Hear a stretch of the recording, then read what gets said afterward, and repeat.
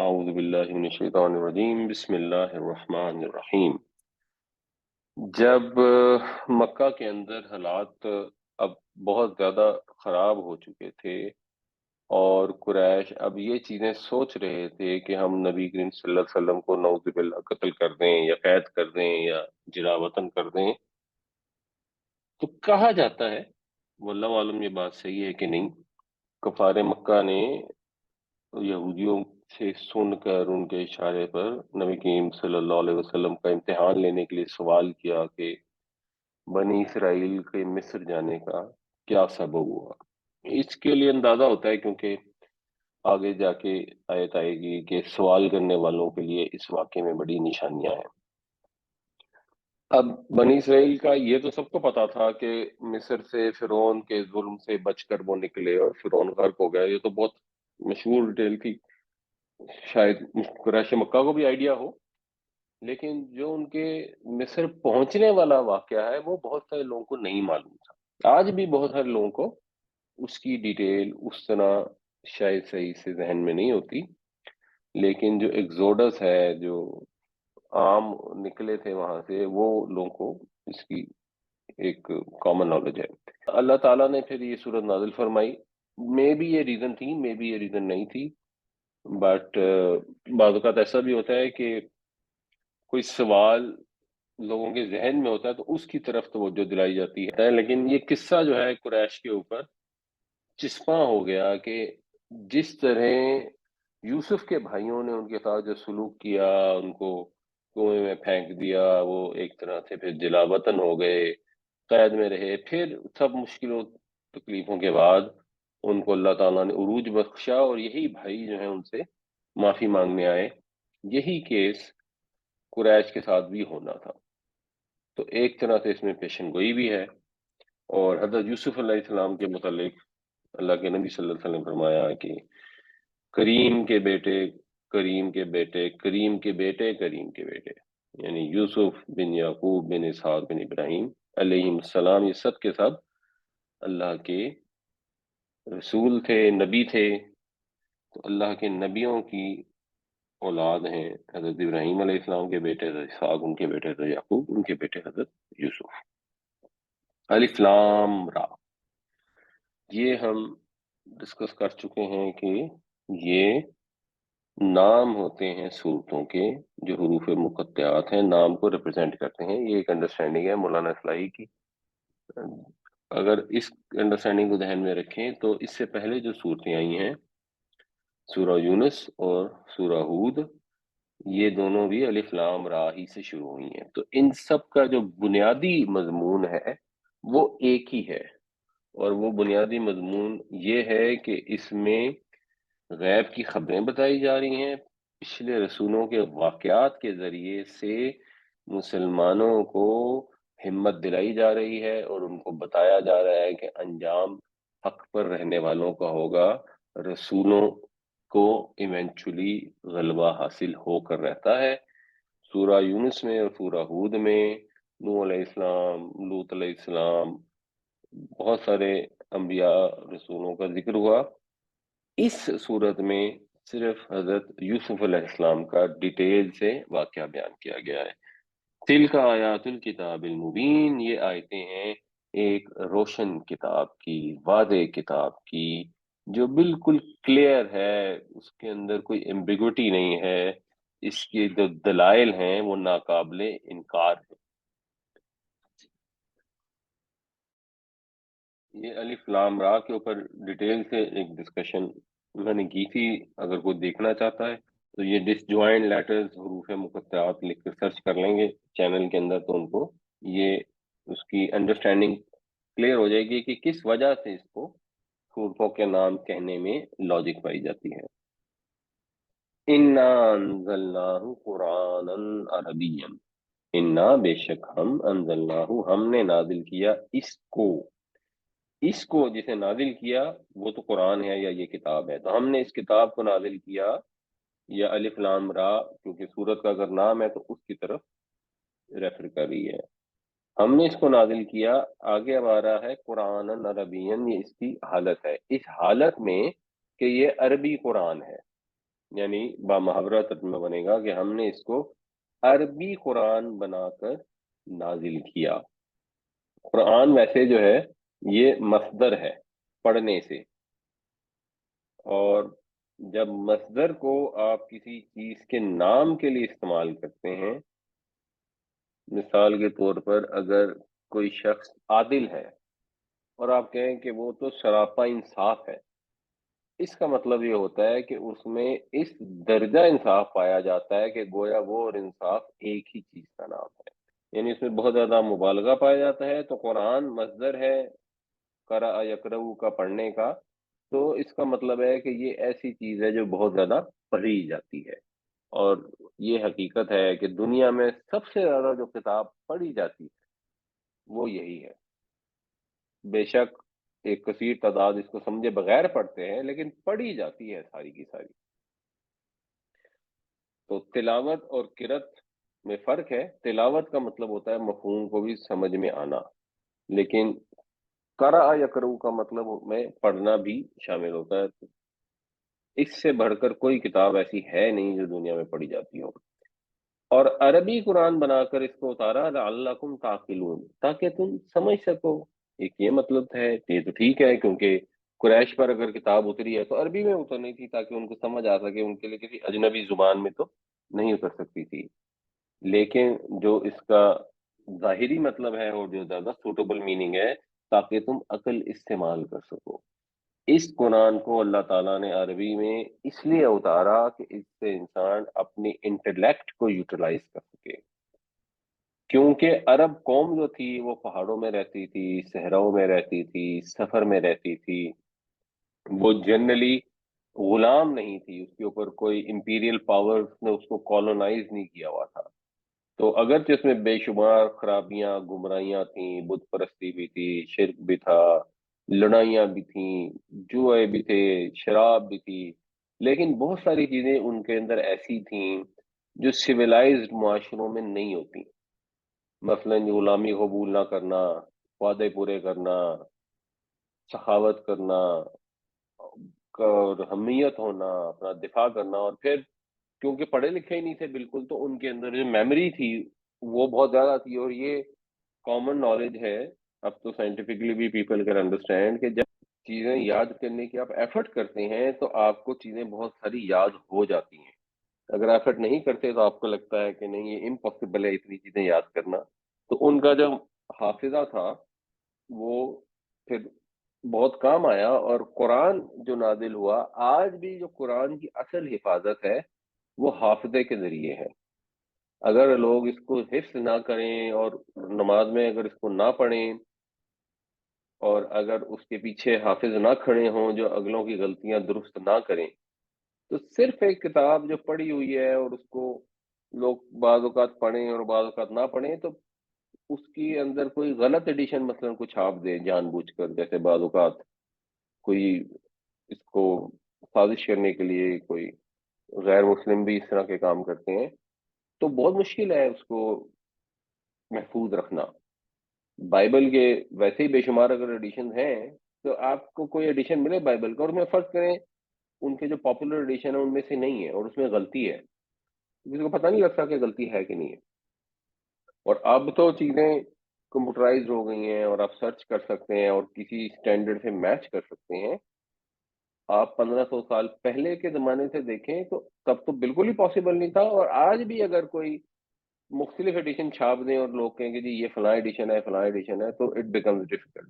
لیکن وہ غلط ایڈیشن چھپتا ہی نہیں، وہ پاپولر ہوتا ہی نہیں، کیونکہ حافظوں نے قرآن کو حفظ کیا ہوا ہے۔ تو یہ جو عرب قوم کا حافظہ تھا، اس کی وجہ سے بھی یہاں پر آئی۔ اور پھر جب وہ نیچر کے پاس رہتے تھے تو نیچرلی ان کو اللہ کی نشانیوں کی انڈرسٹینڈنگ بہتر تھی۔ اگر ہم آج شہروں میں رہتے ہیں تو ہم اللہ کی نشانیاں، سورج ہیں، چاند ہیں، جانور ہیں، تو ہمارے لیے تو ان کو اپریشیٹ کرنا بڑا مشکل ہے، کیونکہ ہم دیکھتے ہی نہیں انہیں۔ سورج تو چلو پھر بھی فیل ہو جاتا ہے اس کی گرمی، لیکن چاند، سورج، طلوع آفتاب، غروب آفتاب، ان چیزوں کا تو ہم مطالعہ نہ کرتے ہیں نہ ہمیں سمجھ ہے۔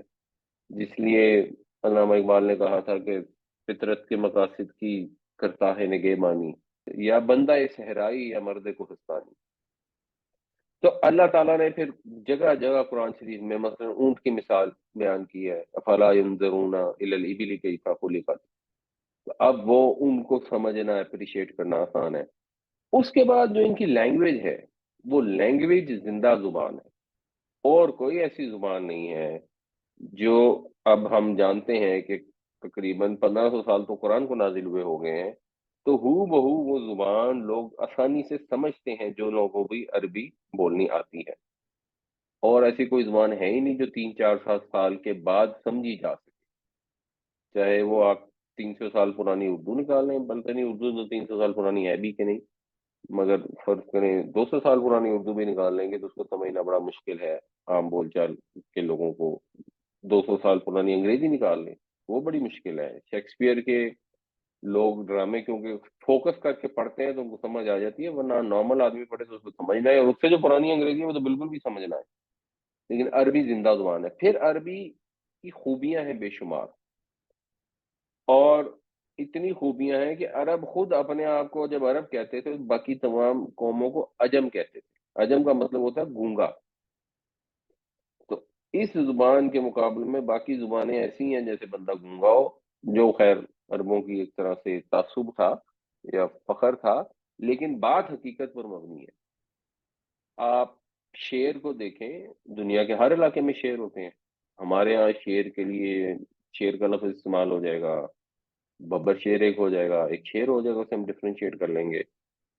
اس کے علاوہ بھی ایک دو الفاظ ہوں گے جو استعمال ہوتے ہوں گے، حالانکہ اردو مختلف زبانوں سے مل کر بنی ہے تو اردو میں الفاظ زیادہ ہونے چاہیے۔ عربی میں شعر کے لیے 300 الفاظ ہیں۔ جو تلوار ہے، ہر زمانے میں لوگ تلواریں استعمال کرتے تھے، عربی میں تلواروں کے لیے بے شمار الفاظ۔ عربی میں مہینے کی ہر رات کے لیے علیحدہ لفظ ہے، چاند کی ہر شکل کے لیے ایک علیحدہ لفظ ہے۔ تو اتنی واسٹ ووکیبلری ہے۔ اور ایک اگر آپ کو میں کوئک ایگزامپل دوں، آن دا ادر ہینڈ تھوڑے سے الفاظ کے اندر بے شمار الفاظ سما جاتے ہیں۔ مثال کے طور پر یہ ایک لفظ ہے سبحہ۔ اب اس کا مطلب ہے اس نے تسبیح بیان کی، اس نے پاکی بیان کی، یا ایون اس کا مطلب یہ بھی ہو سکتا ہے کہ اس نے سوئمنگ کی۔ تو آپ سوچیں، اس نے تسبیح بیان کی، 4 الفاظ ہیں، انگریزی میں بھی 2 یا 3 الفاظ استعمال کرنے پڑیں گے اس کو ایکسپلین کرنے کے، عربی میں اتنے سے لفظ کے اندر 4 حروف کے اندر یہ مفہوم آ گیا۔ تو ایک لفظ کے کئی کئی معنی ہوتے ہیں، ایک معنی کے لیے کئی کئی لفظ ہیں، جیسے شعر کے لیے مثلا 300 الفاظ ہیں۔ تو یہ ایک عربی لینگویج ہے، اس کو جب انالیسس کرتے ہیں، اور آج ہم انشاءاللہ گرامر میں دیکھیں گے کہ تقریباً 99% الفاظ ایسے ہوتے ہیں جن میں سے سب کو بریک ڈاؤن کر کے آپ ایک 3 حرفی مادہ یا روٹ کے اوپر آ سکتے ہیں۔ اپیرنٹلی یہ کسی اور لینگویج میں یہ خوبی نہیں ہے، عبرانی میں ہے، بٹ عبرانی تو ویسے ہی مری ہوئی زبان ہے جس کو انہوں نے دوبارہ سے جھاڑ پونچھ کے زندہ کرنے کی کوشش کی ہے۔ تو اس لینگویج کے اندر اس لیے قرآن کو اتارا گیا کہ لوگ اس میں اپنی انٹلیکٹ کو یوز کر سکیں۔ انا انزلناہ قرآنا عربیا لعلکم تعقلون، بے شک ہم نے اتارا اس کو عربی قرآن بنا کر تاکہ تم عقل استعمال کر سکو۔ نحن نقص علیک احسن القصص، ہم بیان کرتے ہیں آپ کو خوبصورت بہترین واقعہ، بہترین قصہ، بہترین سرگزشت۔ قرآن کے جو واقعات ہیں وہ ویسے ہی بہترین ہیں، وہ ہمارے قصے کہانیوں کی طرح نہیں ہیں جو جھوٹ پر مبنی ہوتے ہیں، جن کے اندر افسانے ہوتے ہیں، خیالی باتیں ہوتی ہیں، آدھا سچ ہوتا ہے آدھا جھوٹ ہوتا ہے۔ ایون آپ نسیم حجازی کے تاریخی ناول اٹھا کے دیکھ لیں، اب اس میں تاریخ ہوگی، بہت ساری چیزیں صحیح بھی ہوں گی، لیکن اس کے ساتھ افسانے کھڑے ہوئے ہوں گے۔ قرآن کے قصے تو ہیں ہی بہترین، کیونکہ ان میں ہر چیز حقیقت پر مبنی ہے۔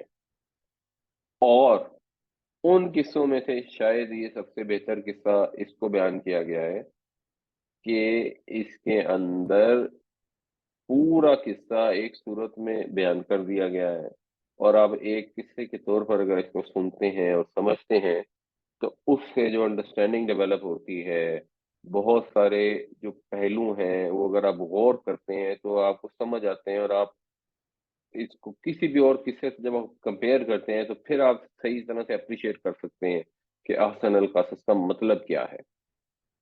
باقی قصے کیونکہ اس طرح ڈیٹیل میں ایک جگہ ہے نہیں، کسی صورت میں تھوڑا سا واقعہ، کسی صورت میں تھوڑا اور واقعہ، تو ان سے اس لحاظ سے یہ منفرد ہے۔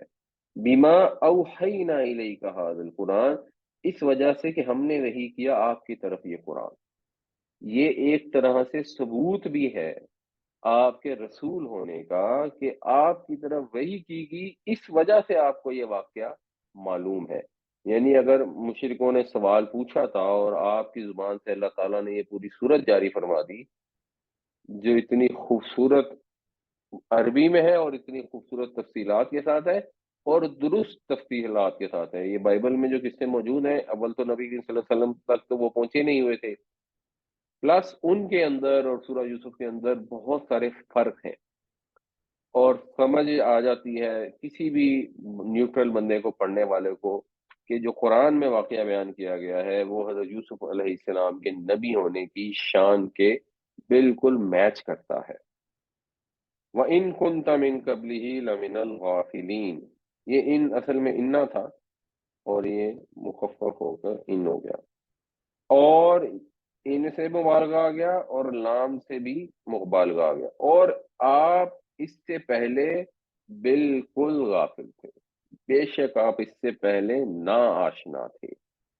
نا آشنا تھے مطلب یہ کہ اللہ کے نبی صلی اللہ علیہ وسلم عالم الغیب نہیں تھے، آپ سب کچھ پہلے سے نہیں جانتے تھے، جو ایک ہمارے ہاں دوسرے رسولوں پر فوقیت ثابت کرنے کے لیے لوگوں نے عقیدے گھڑ لیے ہیں کہ جی آپ کو تو سب کچھ پتا تھا اور آپ کو تو پیدا ہوتے ہی پتا تھا، یا جس بھی عمر میں شعور سنبھالا تو سارا علم آپ کو اللہ تعالیٰ نے دے دیا۔ نہیں، قرآن یہ کہہ رہا ہے کہ آپ بالکل ناآشنا تھے اس واقعے سے قبل اس کے کہ آپ کے اوپر یہ وحی کیا گیا، اور یہ حضور کی رسالت کی نشانی بھی ہے، کیونکہ کیسے پتہ لگ گیا آپ کے پاس یہ نالج کیسے آ گئی، اور نالج بھی ایسی جو باقی بائبل میں بھی موجود نہیں۔ نحن نقص عليك احسن القصص بما اوحينا اليك هذا القرآن وان كنت من قبله لمن الغافلين، ہم بیان کر رہے ہیں، ہم سناتے ہیں آپ کو بہترین سرگزشت اس وجہ سے، اس قرآن کی بدولت جو ہم نے آپ کی طرف وحی کیا ہے، اور آپ اس سے پہلے بے شک بالکل نہ آشنا تھے۔ اس قال یوسف، یاد کرو جب کہا یوسف نے، یہ اس وقت کی بات ہے جب کہا یوسف نے لی ابی ہی، اپنے باپ سے، یا ابتی، اے ابا جان، یا ابی ہوتا ہے اے میرے والد، اباتی جو ہے یہ محبت کا طریقہ ہے، محبت کا کلمہ ہے اپنے والد کو پکارنے کے لیے۔ جیسے ابا ہوتا ہے اصل لفظ، تو ابو جو ہے ایکچولی ایک طرح سے اس کی تصغیر بھی کہہ سکتے ہیں مگر اظہار محبت کا ایک طریقہ ہے۔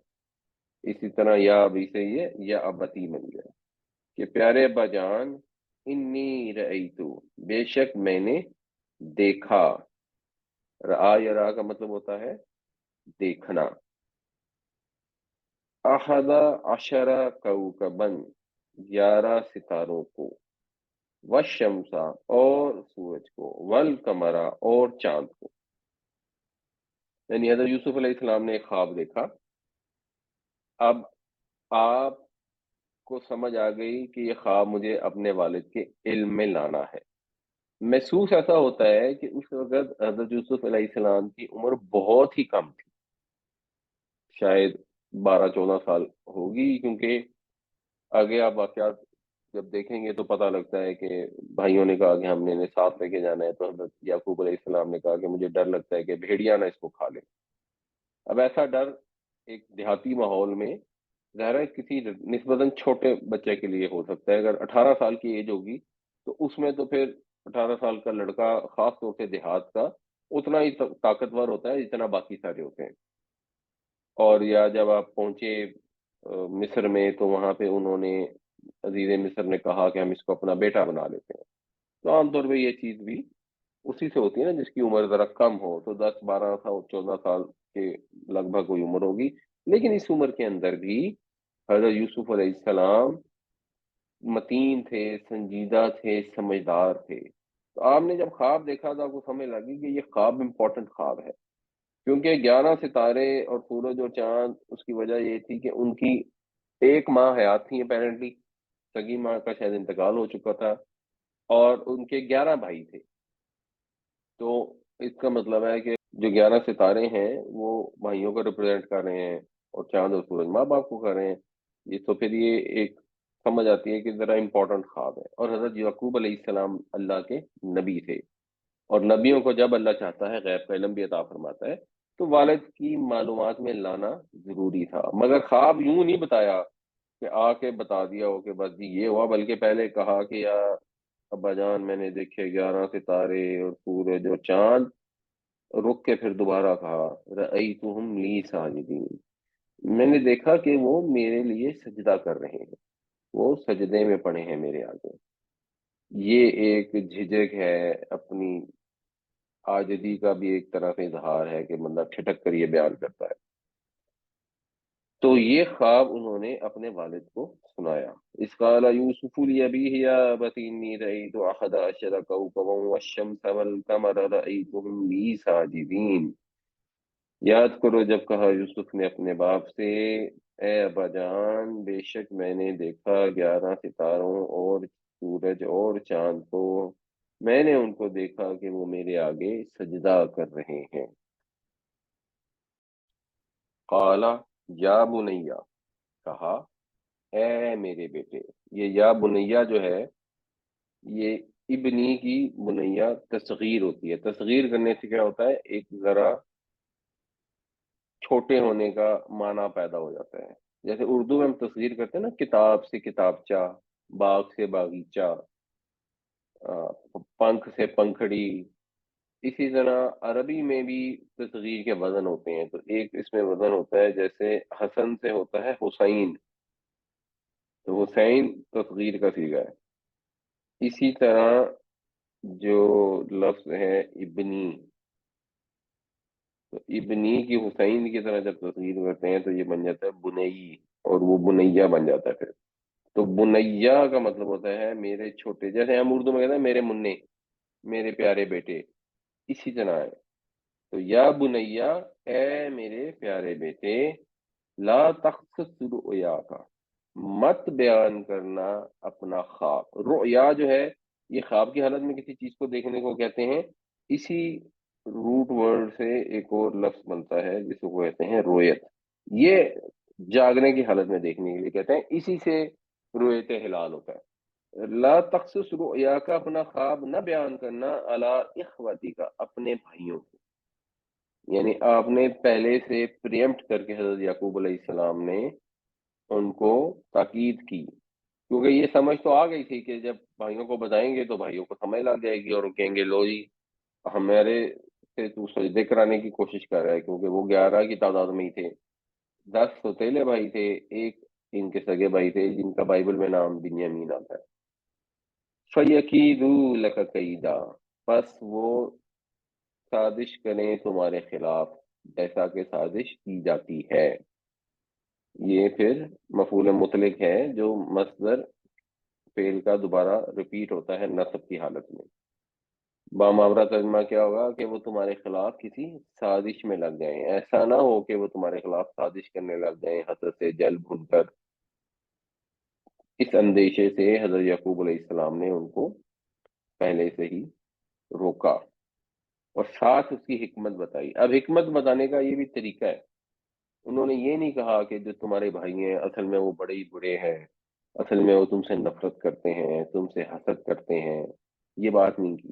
اور ہمیں بھی اس صورت کے واقعات سے اخلاقیات، معاشرتی آداب یہ سمجھنے کی ضرورت ہے۔ باپ اپنے بیٹے سے بات کرتا ہے تو کہتا ہے اے میرے پیارے بیٹے، بیٹا باپ سے بات کر رہا ہے تو کہتا ہے یا اباتی، اے میرے پیارے ابا جان۔ وہ لوگ جو مکارم اخلاق کے اعلیٰ درجے پر فائز ہیں ان کا یہ انداز گفتگو ہے، جو دوسرے لوگ ہیں ان کا انداز گفتگو بھی آئے گا اس کو کمپیئر کرنا، سمجھنا اور اپنے آپ پر امپلیمنٹ کرنا بہت ضروری ہے۔ اسی کو قرآن سے نصیحت حاصل کرنا کہتے ہیں۔ تو یہاں پر اب وہ یہ نہیں کہہ رہے کہ بھائی وہ تو بڑے ہی منحوس ہیں، تم سے نفرت کرتے ہیں، نہیں۔ حضرت یعقوب علیہ السلام نے فرمایا ان الشیطان للانسان عدو مبین، بے شک شیطان انسان کا کھلا دشمن ہے۔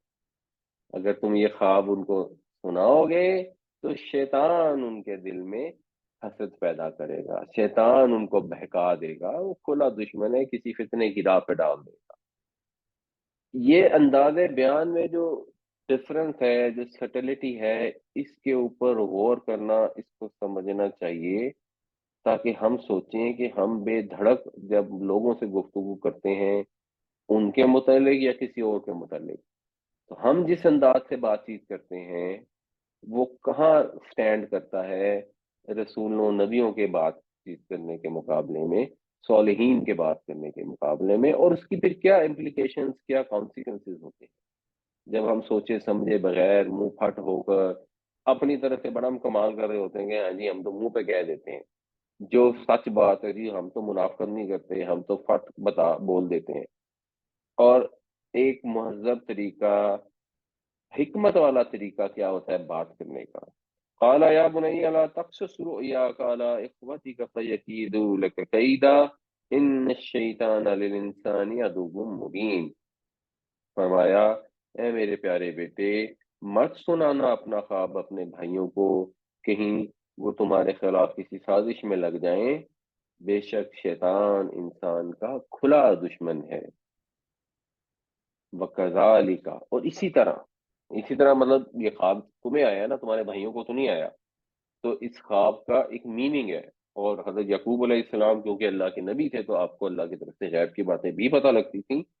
یجتبی کا ربو کا، جبا، یجبی کا مطلب ہوتا ہے چن کر اکٹھا کرنا، جیسے پھل چنے جاتے ہیں نا، کوئی پھل ابھی کچا ہے تو اس کو نہیں اتارا جاتا، اس سے پھر اجتبا یجتبی ہوتا ہے اہتمام سے چن لینا۔ اسی طرح چن لے گا تجھے تیرا رب، برگزیدہ کرے گا تمہیں تمہارا رب، وَيُعَلِّمُكَ، اور سکھائے گا، تعلیم دے گا، علمہ یعلم تفعیل کا صیغہ ہے، اور تعلیم دے گا تمہیں من تعبیل الاحادیث۔ تعبیل الاحادیث جو ہے الف واو اور لام، اعلیٰ یا اولو، اس کا مطلب ہوتا ہے اپنی اصل کی طرف لوٹنا۔ تو تعویل کا مطلب ہوتا ہے کسی چیز کی اصل حقیقت کو سمجھنا۔ تعویل الاحادیث، باتوں کی حقیقت تک پہنچنا سکھائے گا۔ وَيُتِمُّ نِعْمَتَهُ عَلَيْكَ، اور پوری کرے گا، تمام کرے گا اپنی نعمت تم پر، وَعَلَىٰ آلِ یعقوبہ، اور آل یعقوب پر۔ یعقوب تو وہ خود ہی تھے، اور یہ اب غیب کی علم ان کو اللہ تعالیٰ نے بتا دیا ہوگا کہ اپیرنٹلی جو نبی آئے بعد میں بہت سارے، وہ سب کو حضرت یوسف کی اولاد میں سے نہیں تھے بلکہ سب بھائیوں کی اولاد میں سے تھے، اس لیے آل یعقوب کا لفظ استعمال ہوا، ورنہ یہ بھی کہہ سکتے ہیں کہ تمہاری آل میں سے ہوں گے۔ کما اتمہا، جیسا کہ اس نے پوری کی، علی ابوئی کا، تمہارے دو باپوں پر۔ یہ اصل میں تھا ابوینی، اور مضاف ہو کر پھر نون ختم ہو گئی، ابوئی کا۔ تو تم پر وہ تمام کرے گا اپنی نعمت جیسے اس نے تمہارے دو باپوں پر کی، من قبل، اس سے پہلے، ابراہیم و اسحاق، ابراہیم اور اسحاق پر۔ اب ترجمہ ہم جب کریں گے تو ہم کہیں گے جیسے اس نے تمہارے اجداد پر کی، اور اپنا نام پھر انہوں نے نہیں لیا عاجزی کی وجہ سے غالباً، اور حضرت ابراہیم علیہ السلام اور حضرت اسحاق علیہ السلام کا نام لیا، جو حضرت اسحاق حضرت یعقوب کے والد تھے اور حضرت ابراہیم پھر حضرت اسحاق کے والد تھے۔ ان ربک علیم حکیم، بے شک تیرا رب علم والا ہے، حکمت والا ہے، یعنی جس طرح ان کو نبی بنایا گیا اسی طرح تمہیں بھی نبی بنائے گا، آگے تمہارے ذریعے سے پھر باقی بھائیوں کو بھی ہدایت ملے گی، سب کی اولادوں میں سے نبی آئیں گے۔ اور ایسا کیوں ہوگا؟ کیونکہ تیرا رب علم والا ہے، حکمت والا ہے، اس کو پتا ہے کہ یہ نبوت کی نعمت کہاں دینی ہے، کس کو چننا ہے۔ اصل نعمت آج بھی دنیا میں ایک ہی ہے، وہ ہے دین، وہ ہے شریعت۔ نبیوں کو تو وحی کے ذریعے دین ملتا ہے تو وہ تو پھر نعمت تمام ہو جاتی ہے، ہمارے لیے بھی اصل نعمت یہی ہے. ہمیں ساری نعمتیں چاہیے، اللہ سے ساری نعمتیں مانگنی چاہیے، اس میں بھی کوئی حرج نہیں ہے. لیکن قرآن بنیادی طور پر جس نعمت کی طرف اشارہ کرتا ہے، جو سورہ فاتحہ میں شروع ہوتی ہے کہ اللہ ہمیں ان کے رستے پر چلانا جن کے اوپر تو نے انعام کیا، تو اس انعام سے مراد ہدایت کا انعام ہے، جو سیدھے رستے پر چلے، جو مغضوب نہیں ہوئے، جو ضالین نہیں ہوئے. تو اس نعمت کو ہی فوکس کرنا چاہیے. باقی نعمتیں ساری اللہ سے مانگنی چاہیے، رزق کے حلال کمانا چاہیے. اللہ تعالیٰ حلال روزی عطا فرمائے، یہ بھی بڑی نعمت ہے. اللہ سے ساری نعمتیں مانگنی چاہیے، صحت بھی مانگنی چاہیے، پیسہ بھی مانگنا چاہیے، اولاد بھی مانگنی چاہیے، عزت بھی مانگنی چاہیے. ساری اللہ کی نعمتیں سب مانگیں، اور خاص طور فوکس رکھیں دین کی نعمت کے اوپر، کہ یہ نعمت اللہ تعالیٰ عطا کیے رکھے، ایک دفعہ ہدایت دینے کے بعد دلوں کو ٹیڑھا نہ کر دے.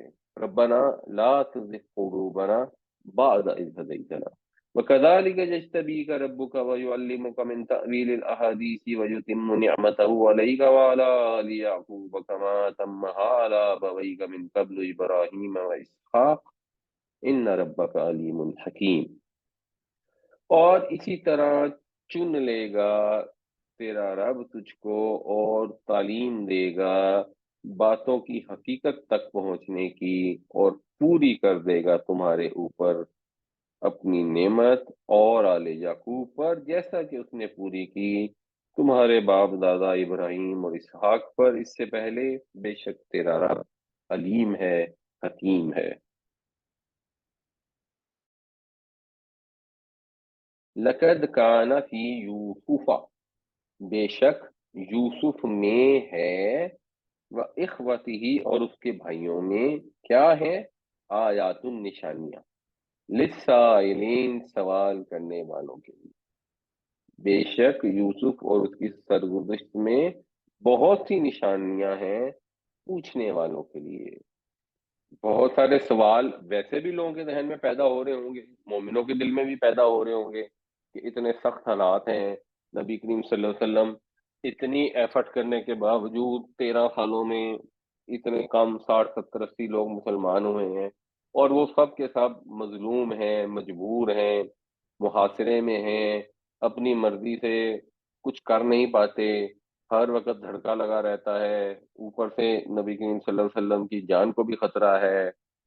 ایک سچویشن ہے جب ٹائرنی کے اندر آپ رہ رہے ہوتے ہیں، جیسے کشمیر میں لوگ رہ رہے ہیں، جیسے فلسطین میں لوگ رہ رہے ہیں، وہ فلسطینی پھر بھی 15 20 لاکھ ہیں اور کتنے مظلوم ہیں. اس حساب سے آپ دیکھیں کہ ایک پورے شہر کے اندر اس زمانے کے لحاظ سے وہ ایک بڑا شہر تھا، چلو 10 15 ہزار لوگوں کا، وہ اس میں 60 70 لوگ رہ رہے ہیں، اور ان کو صبح و شام پرسیکیوشن کا سامنا ہے. ظلم ہو رہا ہے، حضرت بلال پہ ظلم ہو رہا ہے، حضرت عمار کے والد جو تھے یاسر کو شہید کر دیا، ان کی والدہ سمیہ کو شہید کر دیا، مسلسل ظلم ہوتے چلے آ رہے ہیں. تو انسان سوچتا ہے کہ کب یہ مسئلے حل ہوں گے، کب یہ تاریکی ختم ہوگی. تو اگر وہ جو سوچ ذہن میں پیدا ہوتی ہے، اگر اس کو سوال لے لیں تو اس کے اندر بھی بہت سارے جوابات ہیں. اور اگر یہ سمجھیں کہ مشرکین مکہ نے کو سوال پوچھے تھے، تو ان کے لیے بھی بہت ساری نشانیاں ہیں کہ یہ تم حرکتیں کر رہے ہو، یہ یوسف کے بھائیوں نے بھی ایسی ہی حرکتیں کی تھیں. ظاہر قریش والے بھی نبی کریم صلی اللہ علیہ وسلم کے بھائی تھے. لقد کان فی یوسف و اخوتہ آیات للسائلین، بے شک یوسف اور اس کے بھائیوں کی سرگزشت میں پوچھنے والوں کے لیے بہت سی نشانیاں ہیں. اگر قریش کے لحاظ سے دیکھیں تو یہ جب صورت ختم ہوتی ہے 91 92 میں، تو اس کے اندر یہ آیتیں آتی ہیں کہ حضرت یوسف علیہ السلام مصر کے عزیز بن جاتے ہیں اور تقریباً بادشاہ بن جاتے ہیں، اور پھر یہ بھائی جب ان کو پہچانتے ہیں اور شرمندہ ہوتے ہیں کہ ہم تو واقعی خطا کار تھے، تو پھر حضرت یوسف علیہ السلام کہتے ہیں لا تثریب علیکم اليوم، تمہارے اوپر کوئی سرزنش نہیں، کوئی الزام نہیں. ایگزیکٹلی یہی چیز پھر ہوئی فتح مکہ کے موقع پر، جو سیرت کی کتابوں میں بیان ہوتی ہے کہ جب مکہ فتح ہو گیا تو پہلے ہی دن یا دوسرے دن سب قریش کے لوگوں کو جب اکٹھا کیا گیا، تو نبی صلی اللہ علیہ وسلم نے پوچھا کہ تمہارا کیا خیال ہے، میں تمہارے ساتھ کیسا سلوک کرنے والا ہوں. تو انہوں نے کہا ہمارا خیال ہے آپ ہم سے اچھا سلوک کریں گے. تو پھر آپ نے فرمایا میں وہی بات کر رہا ہوں جو یوسف علیہ السلام نے اپنے بھائیوں سے کہی تھی، لا تثریب علیکم اليوم، آج تم پر کوئی الزام نہیں۔ تو وہ نشانیاں پھر کئی سال بعد جا کے ظاہر ہوئیں، جیسے حضرت یوسف علیہ السلام نے جو خواب دیکھا تھا وہ بھی کوئی 20 30 40 سال بعد جا کے پورا ہوا۔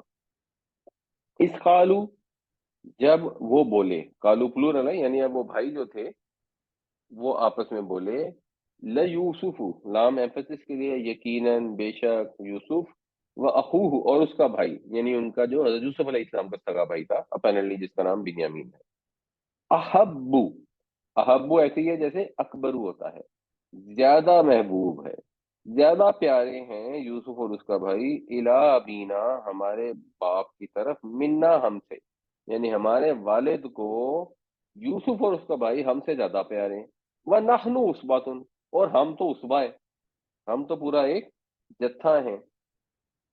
عصبہ یا عصبو کا مطلب ہوتا ہے رسی کو بٹ کر مضبوط کرنا۔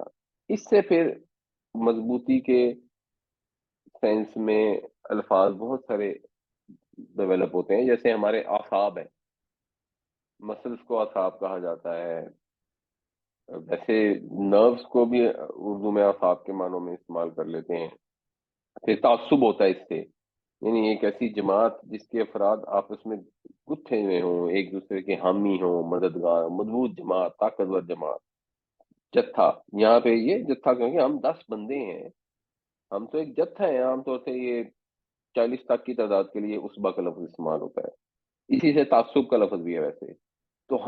ایک قبائلی معاشرے کے اندر جہاں ریاست نہیں ہوتی، جہاں قبائل بڑے آزاد سے ہوتے ہیں اور ان کا بس ہر قبیلے کا اپنا اپنا ایک لیڈر ہوتا ہے، اب اس دور کو مد نظر رکھیں، یہ آج سے تقریباً 4000 سال پرانی بات ہے۔ تو اس وقت سب سے زیادہ امپورٹنٹ ایک انسان کے لیے اس کے بھائی، بھتیجے، بیٹے، پوتے ہوتے ہیں، جا کے جب بھی کوئی وقت آئے، ضرورت پڑے تو اس کی جان مال آبرو کی حفاظت کے لیے اس کے ہاتھ تلوار اٹھا سکے۔ جو چھوٹے بچے ہوتے ہیں یا جو عورتیں ہوتی ہیں، ظاہر سی بات ہے وہ اس میں اس طرح مدد نہیں کر سکتی، تو جو جوان بیٹے جو دشمن کے مقابلے میں کام آ سکتے ہو، ان سے بڑھ کے تو کوئی پیارا ہو نہیں سکتا۔ اور وہ کہیں گے جی یہ یوسف اور اس کے بھائی کو پیار کرتے ہیں، حالانکہ بھائی ان کا غالباً حضرت یوسف سے بھی چھوٹا تھا، اور حضرت یوسف خود بھی 10 12 14 سال کی عمر کے ہی تھے، یہ سارے جوان تھے اور تعداد بھی پوری 10 کی تھی۔ تو ان ابانا لفی ضلال مبین، ہمارے والد تو کھلی گمراہی میں، کھلی غلطی میں مبتلا ہے۔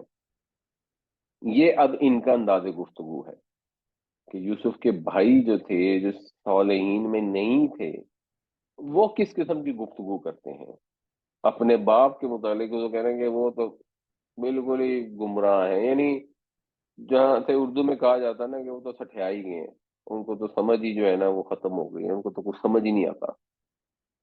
بہت سارے لوگ یہ الفاظ استعمال کرتے ہیں، بعض اوقات الفاظ استعمال کرتے وقت لگتا ہے کہ بڑے جینوئن الفاظ ہیں، لیکن یہ ہے تہذیب، یہ ہے ادب جو قرآن سکھاتا ہے آپ کو اپنے والدین کے متعلق، معاشرے کے متعلق۔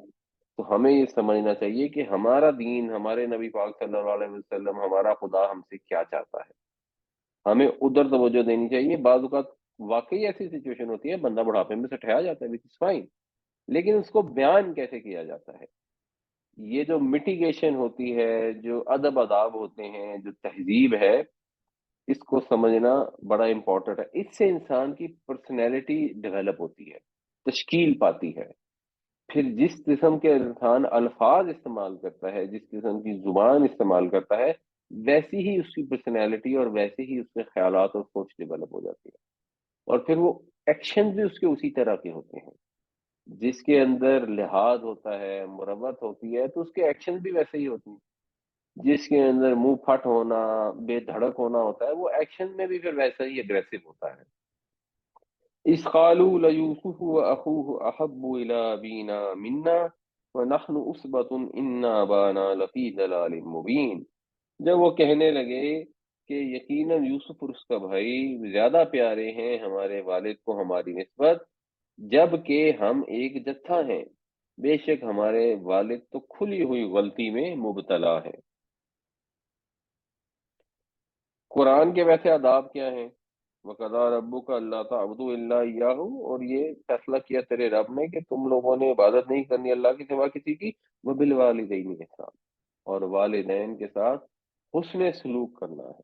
اما یبلغن عندک الکبر احدہما او کلاہما، اگر وہ پہنچے تمہارے پاس بڑھاپے کی عمر کو، ان میں سے ایک یا وہ دونوں، فلا تقل لہما اف، تو انہیں اف تک نہ کہو، ولا تنہرہما، اور مت انہیں جھڑکو، وقل لہما قولا کریما، اور ان سے اچھی پیار والی بات کرو احترام کے ساتھ۔ وخفض لہما جناح الذل من الرحمہ، اور جھکا دو ان کے لیے اپنے ذلت والے کندھے رحمت کے ساتھ، یعنی نرمی اور رحم کے ساتھ ان کے سامنے جھک کر رہو۔ وَقُلْ، اور یہ دعا کرو اپنے اللہ سے، رب ارحمہما کما ربیانی صغیرا، یا اللہ ان دونوں پر رحم فرما جس طرح انہوں نے مجھے محبت و شفقت سے بچپن میں پالا۔ یہ اللہ تعالیٰ قرآن میں واضح الفاظ میں سکھا رہا ہے۔ جنرلی قرآن شریف میں یہ نہیں سکھایا جاتا کہ بچوں کو پیار کرو، کیونکہ بچوں سے لوگ نیچرلی پیار کرتے ہیں۔ والدین جب بوڑھے ہو جاتے ہیں تو ان سے انسان کو اریٹیشن ہوتی ہے، الجھن ہوتی ہے، گھبراہٹ ہوتی ہے۔ بچہ چھوٹا 2 سال کا بچہ بار بار پوچھے ابو یہ کیا ہے، آپ بتا دیں، پھر پوچھے یہ کیا ہے، آپ پھر بتا، وہ 10 دفعہ بھی پوچھے گا، آپ اس کو 10 دفعہ بتا دیں گے، آپ کو اچھا لگ رہا ہوگا۔ والد صاحب آپ سے چوتھی دفعہ پوچھیں ایک ہی بات، آپ کہیں گے بھائی ہم کون سا دسے، کتنی باری دسی۔ انسان کے لیے اپنے آپ کو قابو کرنا بڑا مشکل ہوتا ہے، اس لیے کائنات کے پروردگار نے خاص تلقین فرمائی ہے کہ اپنے والدین کے ساتھ کس طرح حسن سلوک کرنا ہے۔ اس کا یہ مطلب نہیں ہے کہ بچوں کے ساتھ جو مرضی کرتے پھرو، کیونکہ کچھ لوگ بچوں کے ساتھ بھی یہ سمجھتے ہیں کہ ان کے لیے تو حکم نہیں ہے، ہم کیونکہ والدین ہیں تو ہمارا حق پیدا ہوتا ہے، تو ان کو وہ ذلیل کرتے ہیں کہ اللہ معاف کرے۔ تو یہ کہیں قرآن سے یہ پتہ نہیں لگتا، یہ تو قرآن نے حکمت کے تحت جہاں بہت زیادہ ضروری تھا وہاں پہ تفصیل سے بتا دیا، ورنہ ان جنرل تو سب لوگوں سے حسن سلوک سے پیش آنا ہے۔ چھوٹے بچے آپ کے قبضے میں ہوتے ہیں جن کے پاس اور کوئی آپشن نہیں ہوتی، تو آپ ان سے بدتمیزی کریں، ان کو جھڑکیں یا نعوذ باللہ ماریں، تو وہ بیچارے کچھ کر نہیں سکتے۔ مگر یہ کہیں قرآن کا میسج یہ ایسا نہیں ہے، ایسے لوگ بھی ہیں، وہ بھی فرعون کے زمرے میں آتے ہیں کہ جو کمزور ہے اس کو دبا کے اس پہ جتنا ظلم کرنا کر لو۔ اقتلوا یوسف او اطرحوہ، قتل کر دو یوسف کو، یا اطرحو، طرح یا طرح کا مطلب ہوتا ہے دور کرنا، پھینک دینا، یعنی یا کہیں پھینک دو۔ اردن، کسی جگہ، اردن یہ نکرہ استعمال ہونا، اس کا مطلب ہے کسی نامعلوم سی جگہ پہ کہیں دور پھینک دو۔ یخلو لکم، یہ یخلو ہے، یہ بیسیکلی تھا یخلو، واؤ کے ساتھ تھا، تو وہ یخلو کی جو واؤ ہے وہ ختم ہوگی، کیونکہ یہ جواب امر ہے ایک طرح سے، یہ فعل امر ہے۔ اقتلو، قتل کر دو، تاکہ یخلو، یہ واؤ پھر اس کی ختم ہوئی اس کو مجزوم کرنے کی وجہ سے، اور اسی طرح یہ آگے تکونو آ رہا ہے، یہ تکونو نہ تھا، اس کی نون بھی اسی طرح ختم ہو گئی۔ تو تاکہ خالی ہو جائے تمہارے لیے، تنہا ہو جائے تمہارے لیے، وجہ ابیکم، تمہارے باپ کا چہرہ۔ تمہارے باپ کا چہرہ مطلب تمہارے باپ کی توجہ، توجہ میں بھی یہی وجہ کا لفظ ہوتا ہے۔ تاکہ مخصوص ہو جائے، اکیلی ہو جائے تمہارے لیے تمہارے باپ کی توجہ، و تکونو، اور تاکہ تم ہو جاؤ من بعد ہی اس کے بعد، قوما صالحین، ٹھیک ٹھیک لوگ، یعنی یہ جو تمہارا پرابلم ہے یہ ٹھیک ہو جائے گا۔ کچھ لوگوں نے یہ بھی مطلب کیا کہ اس کے بعد نیک بن جانا، وہ گرامر کے لحاظ سے ویسے وہ مطلب بنتا نہیں ہے، بٹ مفہوم وہ بھی ٹھیک ہے کہ بعد میں بس پھر نیکی کر کے گزار لینا، بٹ مطلب یہ ہے کہ تمہارا جو مسئلہ ہے یہ حل ہو جائے گا، تمہارے والد کی توجہ تمہاری طرف ہو جائے گی، وہ تمہاری عزت کرنی شروع کر دیں گے، بھائی ہو گئے ہی نہیں اگر۔ اور اصل مسئلہ ان کو حضرت یوسف علیہ السلام سے تھا، بنیامین کو پھینکنے کے مشورے نہیں ہوئے یا قتل کرنے کے مشورے نہیں ہوئے، حضرت یوسف علیہ السلام کی جو خصوصیات تھیں، یہ ایک مسئلہ ہے جو ہر جگہ ہوتا ہے، بھائیوں میں بھی ایٹ ٹائمز ہو جاتا ہے، خاص طور سے سوتیلے بھائیوں میں، دوستوں میں ہو جاتا ہے، کہیں رشتہ داروں میں ہو جاتا ہے، کہ جب کوئی ایک لڑکا یا بچی جو ہے اس کے اندر ایسی اعلیٰ صلاحیتیں ہوتی ہیں جو نظر آ رہی ہوتی ہیں، تو بجائے لوگ اس کو اپریشیٹ کریں، اس پر فخر محسوس کریں، اس سے محبت کریں، شیطان جب بہکاتا ہے تو وہ حسد میں مبتلا ہو جاتے ہیں، اس سے جلنا شروع کر دیتے ہیں۔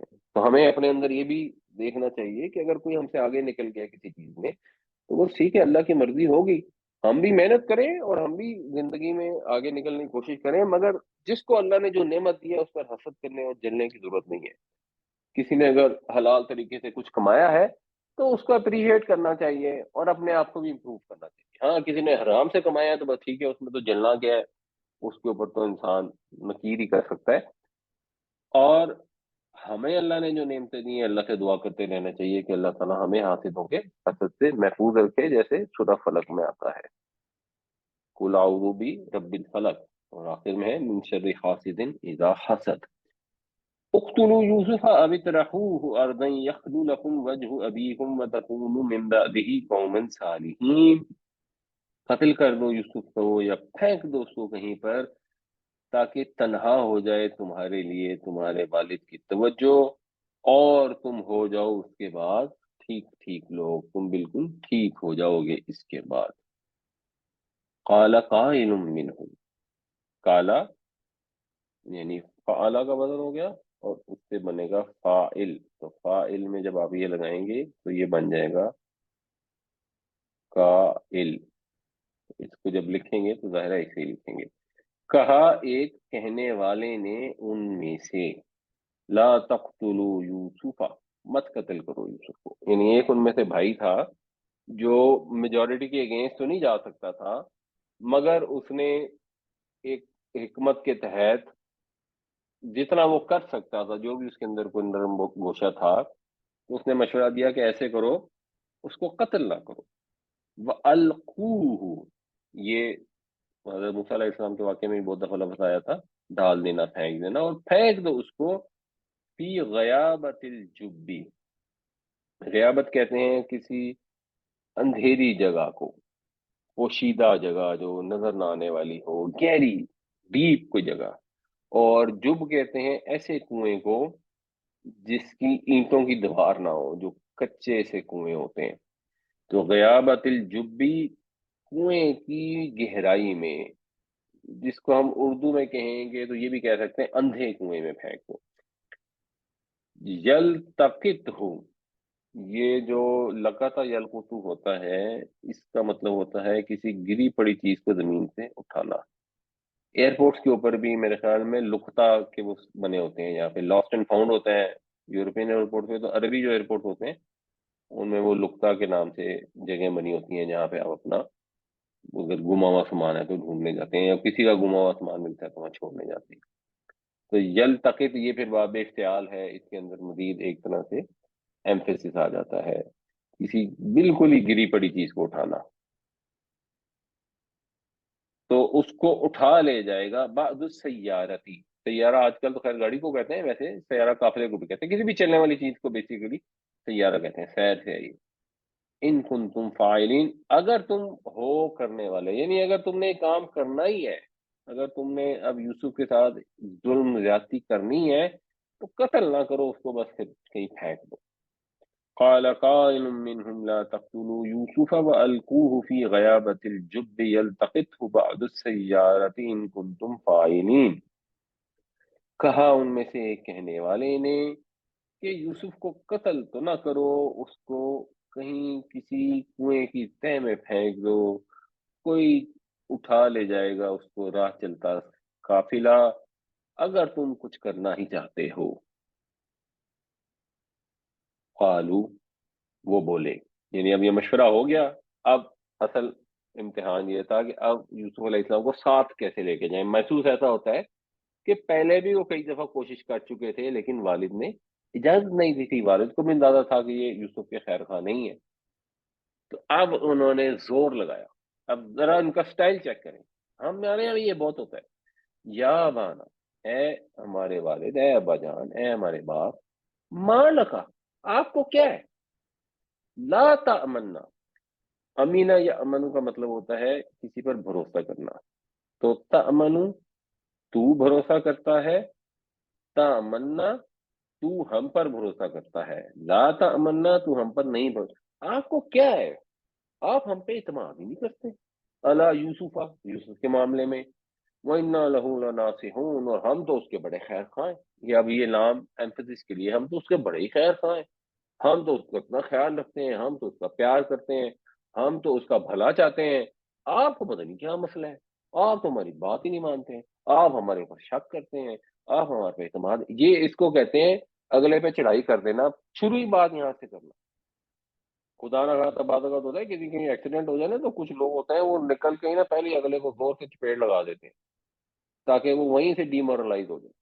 گفتگو میں بھی لوگ ایسے کرتے ہیں، بات شروع کریں گے چڑھائی کر دیں گے، اور اگر آپ کو پہلی دفعہ کسی اس طرح کے بندے سے واسطہ جب پڑتا ہے یا اس خاص بندے سے پہلی دفعہ واسطہ پڑتا ہے تو آپ کافی زیادہ انڈر پریشر آ جاتے ہیں، اس کی بات مان لیتے ہیں وہ جو بھی کر رہا ہوتا ہے۔ تو اب اس کے اندر منت بھی ہے، خوشامد بھی ہے ایک طرح سے کہ ہم تو بڑے اس کے خیر خواہ ہیں، اور دھونس اور دھاندلی بھی ہے کہ لو جی یہ کیا بات ہوئی، آپ تو ہم پہ اعتبار ہی نہیں کرتے۔ قالوا یا ابانا ما لک لا تأمنا علی یوسف وانا له لناصحون، کہنے لگے اے والد، اے ہمارے باپ، اے ابا جان، کیا ہے آپ کو، کیا بات ہے کہ آپ ہم پر اعتماد نہیں کرتے یوسف کے معاملے میں، حالانکہ ہم تو اس کے بڑے ہی خیر خواہ ہیں۔ ارسل ہو، ارسل فعل امر ہے، رسول جس روٹ سے ہوتا ہے روانہ کرنا، بھیجیے اس کو، معنا ہمارے ساتھ، غدن کل، یرتع و یلعب، یہ رتا جو ہوتا ہے اس کا مطلب ہوتا ہے جانوروں کا چرنا یا انسانوں کا خوب کی بھر کر کھانا، تو یرتا ہو گیا چرے چگے، اردو میں بھی ہم یہ لفظ استعمال کرتے ہیں، ویلعب، اور کھیلے کودے، وَإِنَّا لَهُ لَحَافِظُونَ، اور ہم پورے ذمہ دار ہے اس کی حفاظت کرنے کی، آپ اسے ہمارے ساتھ بھیجیں، ہم اس کے بڑے خیر خواہ ہیں۔ اور یہ اگر اس زمانے کو بھی دیکھا جائے، ایون آج کے دور میں بھی جن لوگوں کو شکار وغیرہ کا شوق ہوتا ہے، تو یہ ایک بڑی زبردست پکنک ہوتی ہے، خاص طور سے دیہاتی علاقوں میں، کہ ذرا وہاں سے نکلیں، جنگل میں جائیں، وہاں پر جنگل کے پھل ہوں گے، کوئی ہو سکتا ہے شکار ہوگا، دوڑے بھاگیں گے، انجوائے کریں گے کھلی جگہ میں، کھلی فضا میں، پھول ہوں گے، سبزہ ہوگا، درخت ہوں گے، ایک بڑی ہی انجوائبل قسم کی چیز ہے کہ ہم جا رہے ہیں، ہمارا پکنک کا پلان ہے، تو آپ یوسف کو بھی ہمارے پاس بھیجیں، آپ اس کو ہمارے ساتھ بھیجتے ہی نہیں ہیں، یہ تو ایسے ہی اس کو ایکسپوجر ہی نہیں ملے گا، یہ تو وہ ممی ڈیڈی بچہ بن کے رہ جائے گا، ہم اتنے اس کے خیر خواہ ہیں اور آپ کو کیا پریشانی ہے، ہم اس کے محافظ ہیں، ہم 10 نوجوان ہیں، ہم اس کی حفاظت کریں گے۔ ارسلہ معنا غدا یرتع ویلعب وانا له لحافظون، اس کو بھیجیے ہمارے ساتھ کل تاکہ یہ چرے چگے کھیلے کودے، اور ہم اس کی حفاظت کے مکمل ذمہ دار ہیں۔ قال، حضرت یعقوب علیہ السلام نے کہا، انی لیحزننی، یحزن وہ غم دیتا ہے، لیحزننی وہ غم دیتا ہے مجھے، ایکچولی اس کے دو وزن ہوتے ہیں، وزن کے ایک سمیہ باز سے آتا ہے حزینہ، یحزن، اس کا مطلب ہوتا ہے غمگین ہونا،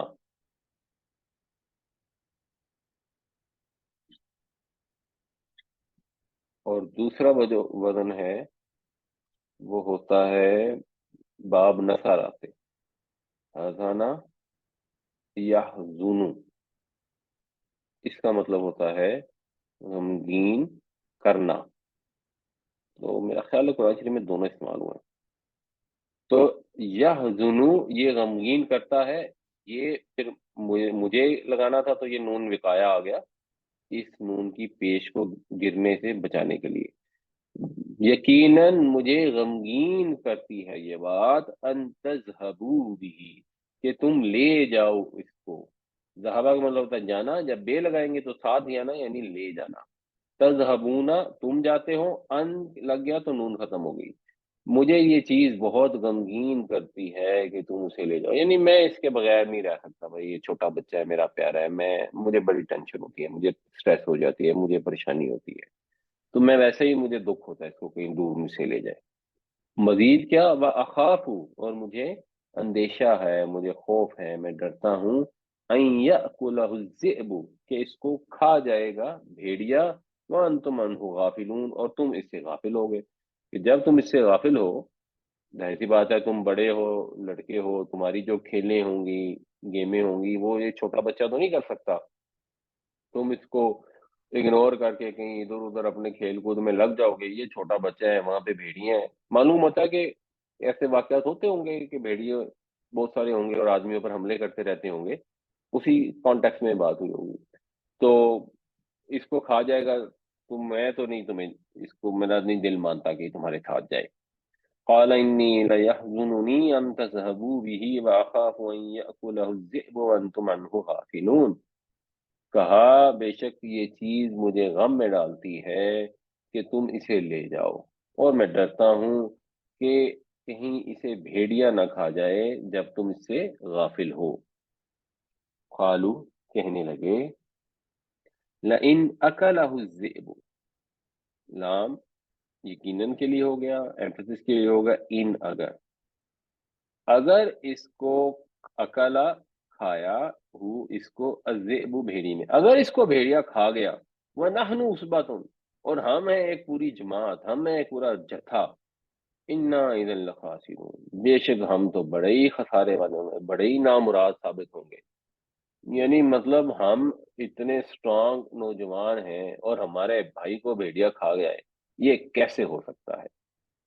یہ ایک وہی جو ایک چڑھائی انہوں نے کی ہوئی تھی، یہ اس کا حصہ تھا، زبردستی منانے والا، اور یہاں پہ آ کے یعقوب علیہ السلام مربت میں، لحاظ میں، ان کی اسرار کے سامنے بے بس ہو گئے، کیونکہ اگرچہ آپ نبی تھے لیکن اللہ تعالی کی تقدیر جو ہے وہ تو ہو کر رہنی تھی، تو حضرت یعقوب علیہ السلام کو جس تکلیف سے گزرنا تھا، اس آزمائی سے گزرنا تھا، وہ اللہ تعالیٰ کی پلاننگ میں شامل تھا، اور حضرت یوسف علیہ السلام کو بھی جس بلند مقام پر پہنچنا تھا، اس کے لیے ان مشکلات سے گزرنا ضروری تھا، یہ بھی اللہ تعالیٰ کی پلاننگ تھی، تو پھر جو اللہ کا حکم تھا وہ ہو کر رہا، اور وہ اصرار کر کے بھائی کو لے گئے۔ قالوا لئن أكله الذئب ونحن عصبة إنا إذا لخاسرون، کہنے لگے اگر اس کو کھا گیا بھیڑیا اور ہم ہیں پوری جماعت، تو پھر اس صورت میں تو ہم بڑے ہی نامراد ثابت ہوں گے۔ عصر کے وقت کا کہا تھا کہ جب سایہ انسان کے قد کے مطابق ریفرنس دیا تھا، جی جی، تو آج کل جنرلی ٹائم کیا مناسب ہے آج کل آپ کے لحاظ سے؟ دیکھیں اثر کا جو ٹائم ہے، جو اس حدیث کی روشنی میں اگر دیکھیں، یا جو جس کو ہم کہتے ہیں شافعی فقہ، اس میں اثر کا ٹائم شروع ہو جاتا ہے 3:37 پہ، اور مغرب سے تقریباً 20 منٹ پہلے تک کا جو ٹائم ہے نا، یا 25 منٹ پہلے تک، یہ مناسب ٹائم ہے، وچ مینس کہ تقریباً 3:45 سے لے کر 5:45 تک، یہ سارا ٹائم ہی ٹھیک ہے، تو کسی بھی وقت پڑھ سکتے ہیں۔ ہماری مسجد میں عام طور پہ 5 بجے جماعت ہوتی ہے، which is also okay, no problem. اچھا، اب وہ آپ نے جو کہا کہ مسجد جو اپنے علاقے کی اس میں 5 بجے جماعت ہو رہی ہو، تو پہلے پڑھنا چاہیے یا جماعت کے ساتھ؟ نہیں، جماعت کے ساتھ ہی پڑھنا چاہیے، بالکل جماعت کے ساتھ پڑھنا چاہیے۔ ٹھیک ہو۔ اچھا، دوسرا سوال ہے میرا، آج میرے سوال زیادہ ہیں۔ جی جی، روزہ کھولتے وقت ہم دعا تو پہلے پڑھتے رہے آج تک کہ اللہم انی لا قسم، تو لیکن وہ بعد میں اس کا ترجمہ جب پڑھا تو پتہ چلا کہ ہم نے روزہ کھولا، جی اس سے بس ہوتا ہے کہ روزہ کھول کے تو پھر وہ دعا پڑھنی چاہیے۔ جی، ایسے ہی ہے یہ، ایکچولی اس میں دو چیزیں ہیں، میں آپ کو ذرا دونوں بتا دیتا ہوں۔ ایک چیز تو یہ ہے کہ جو سحری پہ دعا پڑھی جاتی ہے نا، ایسی کوئی دعا ہے ہی نہیں، واپس میں گتے ہاں جی، ایسی تو کوئی دعا نہیں، وہ تو بالکل ہی گھڑی ہوئی دعا ہے نا، تو وہ تو بالکل نہیں پڑھنی چاہیے، یعنی اس میں رول یہ ہوتا ہے کہ اگر کوئی انسان انڈیویجولی کو کام کرنا چاہتا ہو تو اس میں ایشو نہیں ہوتا، کوئی سی بھی دعا پڑھ لے، لیکن جو معاشرے میں رواج پیدا ہو جاتا ہے نا وہ بدعت بن جاتی ہے، تو اس سے تو احتراز کرنا چاہیے۔ اور دوسری بات آپ کی بالکل صحیح ہے، یعنی جو لفظی ترجمہ ہے وہ یہی ہے، اور ایک تو جو دعا آتی ہے نا وہ صحیح دعا یہ ہے جو حدیث کی کتابوں میں آتی ہے، میں انشاءاللہ اللہم کوشش کروں گا کہ ریفرنس میں مل جائے۔ اس میں انی بھی نہیں آتا، بکام انتو بھی نہیں آتا، جو مسنون دعا ہے وہ یہ اللہم لک صمت وعلی رزقک افطرت۔ اور دعا کے اندر یہ فوکس رکھنا چاہیے کہ دعا پڑھنی نہیں ہوتی، دعا کرنی ہوتی ہے، فیلنگ کے ساتھ دعا پڑھنی ہوتی ہے کہ یا اللہ تیرے لیے روزہ رکھا تھا، یا اللہ تو نے جو رزق عطا کیا ہے اس کے ذریعے افطار کر دیا، یا اللہ تیرا شکر ہے۔ یہ مفہوم اس کا ہونا چاہیے بیسیکلی اللہ کے ساتھ تعلق کا، کہ تیری خاطر روزہ رکھا ہے اور تیرے رزق پہ کیا ہے، تیرا شکر ادا کرتے ہیں، شکر اس میں انڈرسٹوڈ ہے۔ اور جو آپ کی بات ہے وہ درست ہے، وہ صحیح طریقہ تو یہی محسوس ہوتا ہے کہ جب آپ کھا لیا آپ نے تو اب آپ نے شکرانے کے لیے یہ دعا کے الفاظ ادا کی۔ بسم اللہ پڑھ کے روزہ کھول لیا ہاں اور اس جی، کے بعد یہ دعا پڑھ۔ جی بالکل ایسی۔ اچھا، اب تیسرا کوشچن، سحری آج ہی ایک میں نے دیکھی واٹس ایپ پہ پوسٹ کے جی اذان جو ہوتی ہے صبح کی آج جی کل وہ لیٹ ہوتی ہے، سحری کا ٹائم پہلے ہوتا ہے، تو اپنا روزہ خراب نہ کریں، اذان پہ ختم نہ کریں، تو اس کے اچھا، بارے میں کوئی آپ؟ دیکھیں یہ ڈیپینڈ کرتا ہے علاقے پہ۔ ہماری جو مسجدیں ہیں بی ایچ اے کی، ان کے اندر تو ادھر سحری ختم ہوتی ہے اور ساتھ ہی اذان ہو جاتی ہے، یعنی ہے تو ایسے ہی آج سحری کا ٹائم تھا میرا خیال ہے کہ 4 بج کے اور شاید 49 منٹ پر ساتھ ہی جی، اذان ہو 49 گئی، منٹ اور ہاں جی، اور 5:10 پہ ہماری جماعت ہو گئی، اور وہ میرے خیال ہے اب 2-3 دنوں میں جماعت نیچے آ کے 5 بجے آ جائے گی، شاید 2-3 دن مطلب کے بعد۔ ڈپینڈ کرتا ہے کہ اذان ایگزیکٹ وہ سحری کے ختم ہونے پہ ہی دیتا ہے یا بعد میں دیتا ہے، یہ اس پہ ڈپینڈ ڈی کرتا ڈی ایچ اے میں تو جہاں تک مجھے معلوم ہے اسی ٹائم دے دیتا ہے، اور اس کا آسان طریقہ یہ ہوتا ہے، یہ ایپ سب آ گئی ہیں، بڑی آسانی ہو گئی ہے، چارٹ بھی ملتے ہیں سحری افطاری کے، وہ چارٹ بھی لے ہے۔ سکتے ہاں ہیں، پہلے چارٹ تو چھپتے۔ اس کے مطابق دیکھ لیں بھائی اذان اس کے وقت تو ساتھ ہی ہو رہی ہے یا لیٹ ہو رہی ہے، تو اس سے جی پتہ چل۔ لیٹ ہو گئی، اس سے پتہ لگ جائے اچھا، ایک دن میں نے عصر کی نماز ختم ہوئی تو ایسے ہی سجدے میں چلا گیا، یا ایو یا قیوم گا۔ پڑھ دیا، جیسے سیدھا ہوں، کر دیتے۔ کوئی ہوں، صاحب ساز کھڑے تھے، انہوں نے مجھے ایسے کہا کہ یہ عصر کی نماز کے بعد سجدہ نہیں کرنا چاہیے، ٹھیک ہے، تو کچھ میں لوگوں نے کا کہا خیال ہے۔ کہ صبح کی نماز اور عصر کی نماز کے بعد سجدہ کرنا جائز ہے یا نہیں؟ یہ دیکھیں نفل اس نہیں میں تھے نا، وہ۔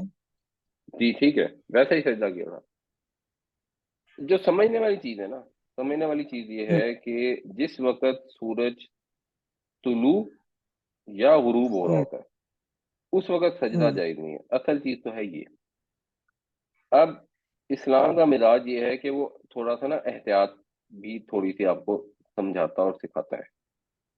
تو ہوں، بات تو یہ ہے سجدہ منع ہوتا ہے، اب ہوگا کیا کہ مثال کے طور پہ آپ نے فجر کے بعد آپ کا دل چاہا کہ آپ کوئی نفل پڑھ لیں، اور نفل جنرلی جو پڑھے جاتے ہیں اس کے اندر پھر انسان جب تسلی سے پڑھ رہا ہوتا ہے تو اس چیز کا امکان ہوتا ہے کہ آپ نفل پڑھ رہے ہیں اور بیچ میں سورج طلوع ہونا شروع ہو جائے، تو وہ اپروپریٹ نہیں ہے۔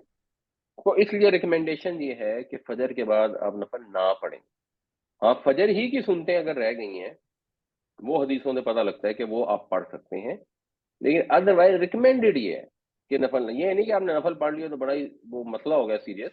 اگر آپ جب کبھی عمرہ یا حج پر جاتے ہوں گے تو آپ نے وہاں آبزرو کیا ہوگا کہ وہاں پہ لوگ پڑھ رہے ہوتے ہیں، عصر کے بعد بھی نفل پڑھ رہے ہوتے ہیں، کیونکہ وہاں عصر کی نماز بہت جلدی ہو جاتی ہے، تو وہاں اس طرح کا اندیشہ نہیں ہوں، ہوتا کہ بیچ میں سورج طلوع ہوں، غروب ہونا شروع ہو جائے گا، تو وہاں تو لوگ جی نفل جی، پڑھ رہے ہوتے ہیں۔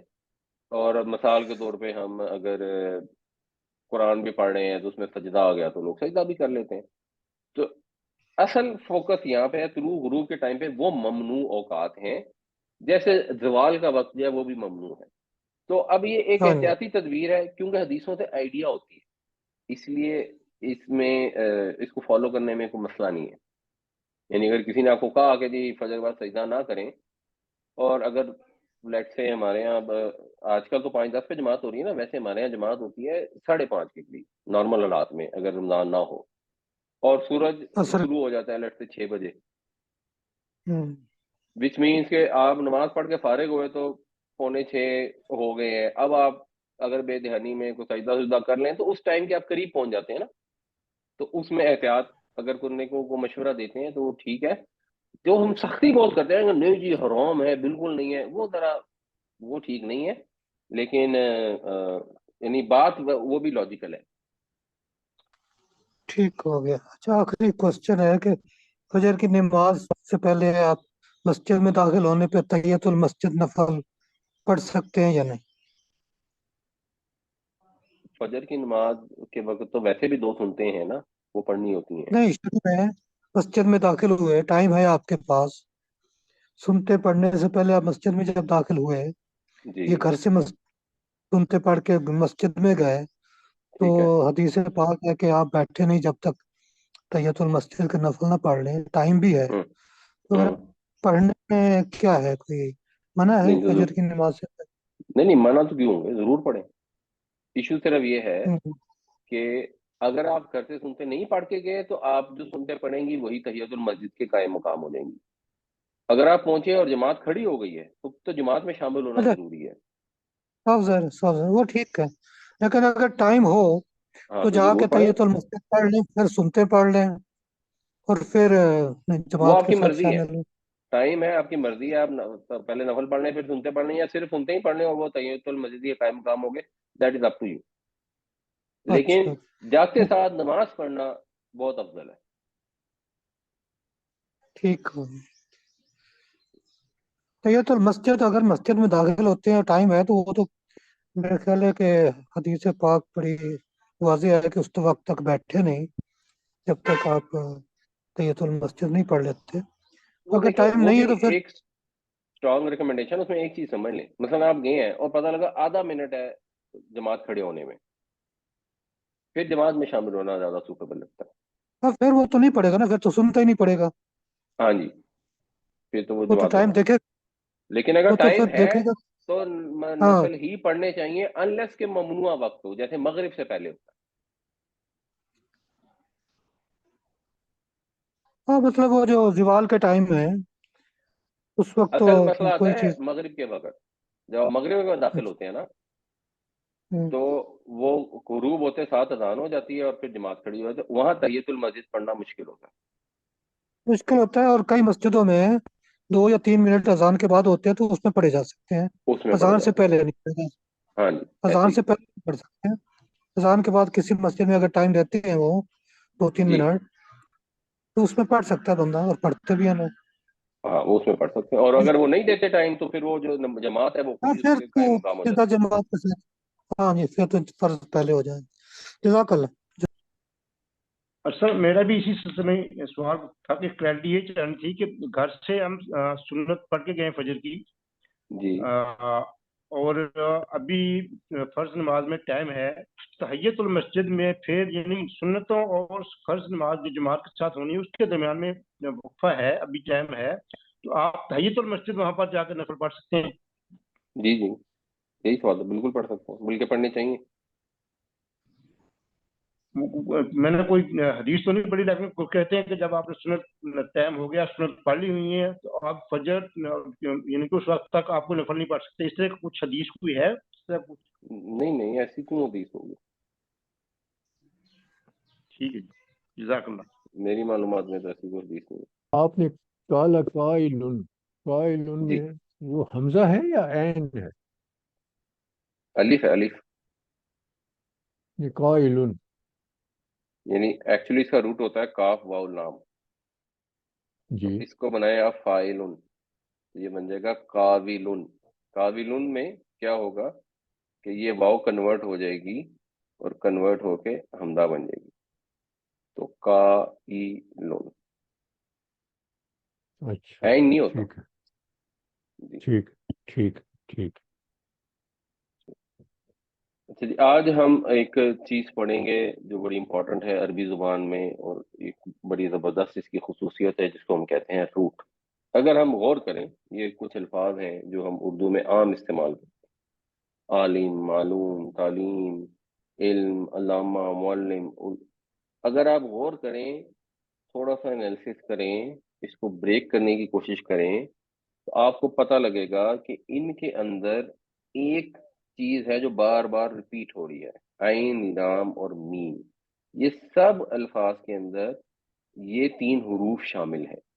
تو عربی زبان میں 99.9% الفاظ جو ہیں وہ 3 حرفی مادے کے اوپر بیس کرتے ہیں.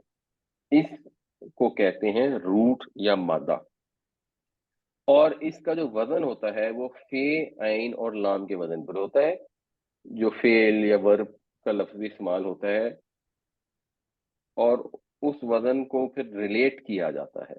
یعنی ایک طریقہ یہ ہے کہ آپ کہہ دیں کہ جی یہ مادے کا پہلا حرف ہے، یہ دوسرا ہے، یہ تیسرا ہے. اس کی بجائے ریلیٹ کرنے کے لیے کہتے ہیں کہ یہ جو عین ہے یہ فے کلمہ ہے، اور یہ جو لام ہے یہ عین کلمہ ہے، اور یہ جو میم ہے یہ لام کلمہ ہے. تو وعلیکم السلام. پہلا، درمیانی اور آخری کہنے کے بجائے پہلے حرف کو کہتے ہیں فے کلمہ، دوسرے کو جی کہتے ہیں عین کلمہ، تیسرے کو کہتے ہیں لام کلمہ.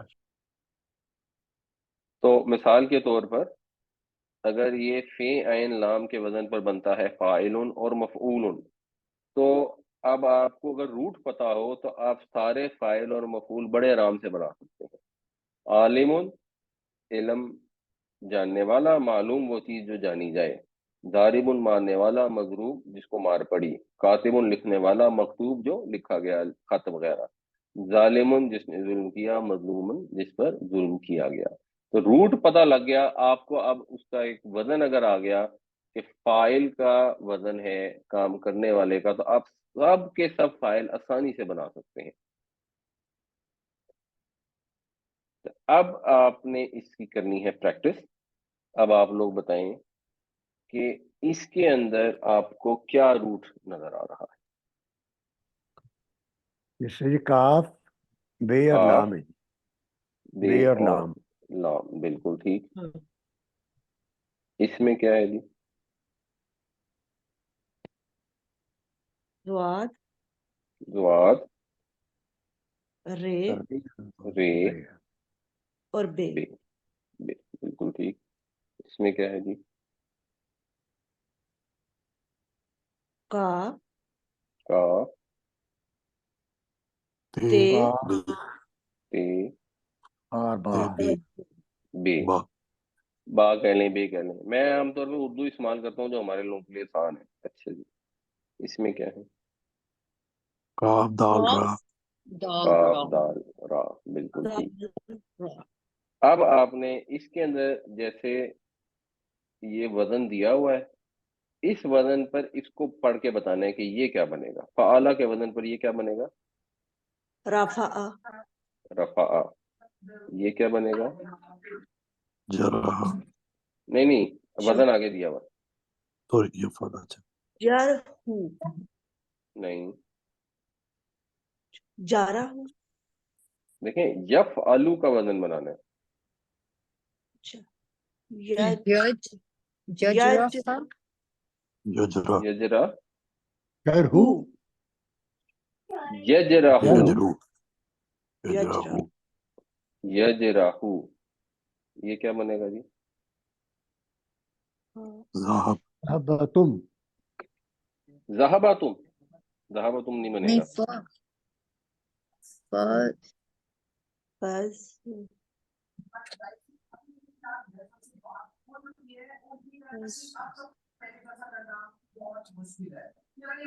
فضافتن، دیکھیں فے کی جگہ کیا آئے گا؟ ذهبتم. اچھا ٹھیک ہے. عین کی جگہ کیا آئے گا؟ تو شاہد صاحب نے کیا بتایا؟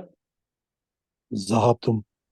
ذہبتم. فعال تم سے ذہبتم. یہ کیا بنے گا؟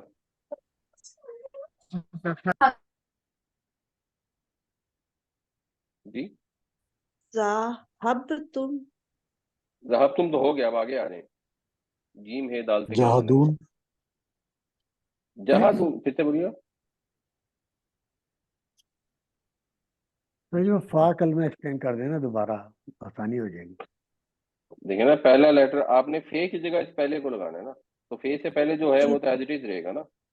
مثلا یہ یفعلون ہے نا, تو یہ ہے بیسیکلی یفعلون. اب اگر آپ غور کریں تو یہ تو ایز اٹ از رہے گا, اور واو اور نون اس کے اندر ایز اٹ از رہے گا.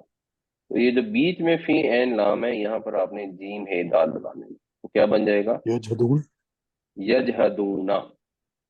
اسی طرح یہ کیا بنے گا؟ سبحون. نہیں اب یہ نیچے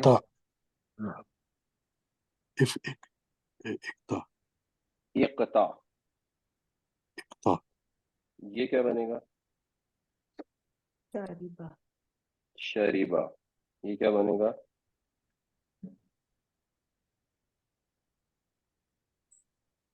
حامدت. حمیدت. یہ کیا بنے گا؟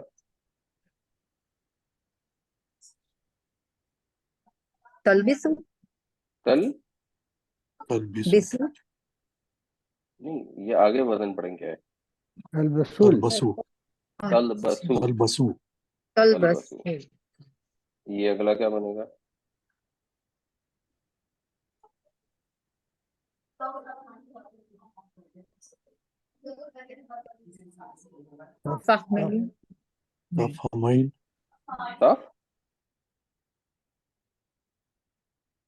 فہمین. نہیں, یہ تفعلین تو نہیں ہے. تفعلین ہوتا تو یہ تفہمین ہوتا نا. یہ تفعیل بھی نہیں ہے,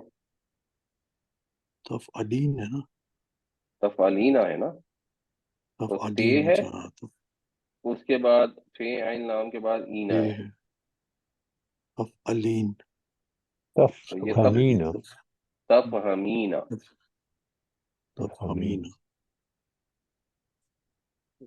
یہ کیا بنے گا؟ اضحکو.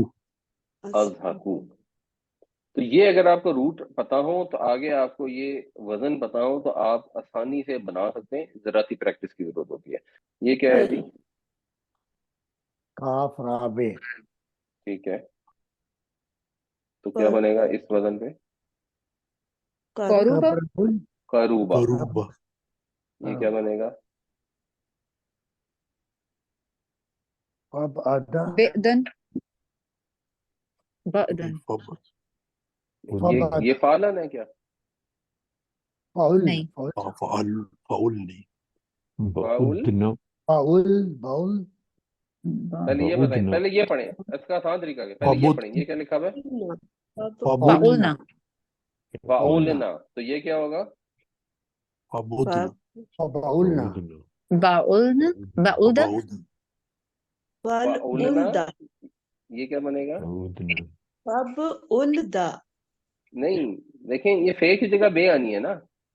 بیانہ. نون زبر نہ وہی رہے گی, پیچھے والا اس کو فالو, اس پہ میچ ہو جائے گا. فعلنا سے بنے گا بعودنا. بعودنا. نہیں, بعودنا. بعودنا. پہلے اب اس کو پڑھیں, یہ کیا ہے؟ تفعلنا. تو یہ کیا بنے گا؟ حق. سک. یہ ہے تفعلنا. پہلے آپ آئیڈینٹیفائی کریں نا, اس میں تے ہے انڈیپینڈنٹ اور نون ہے انڈیپینڈنٹ, بیچ میں ہے فی عین لام. تو یہ تے اور نون ایسے ہی رہیں گے نا. تو تفعلنا سے یہ بنے گا تفعلنا. تفعلنا. ٹھیک ہے, یہ کیا ہے جی؟ تفعلانی. تو یہ کیا ہوگا؟